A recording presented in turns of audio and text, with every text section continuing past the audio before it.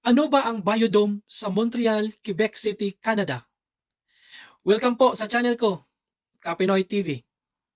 Ang Biodome, ang meaning niyan ay the House of Life. So ito ay isang napakalaking museum na may iba't ibang uri ng hayop. May lumilipad, gumagapang at saka lumalangoy. At meron ding iba't ibang klase ng mga kahoy. So birthday ng misis ko, dinala namin siya doon as a gift niya. Yan yung regalo namin sa kanya, pumunta kami sa Biodome. So, kasama ko rin, of course, yung dalawa naming kiddos, si Amazing Faith and Kaden. So, may video kami, sana tingnan nyo. Roll camera. Biodome sa Montreal, Quebec, Canada. Ito ay isang napakagandang tanawin doon. So, kung hindi pa kayo nakapunta dito, punta na kayo dito. For sure, maaaliw talaga dito. So, birthday to ng misis ko, dinala namin sila dito, kasama yung dalawang kiddos.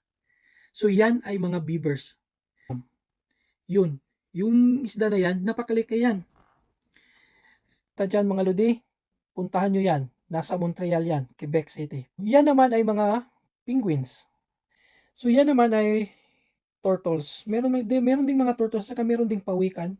Merong mga jellyfish, at saka mayroong mga starfish. Yang mga ganyan.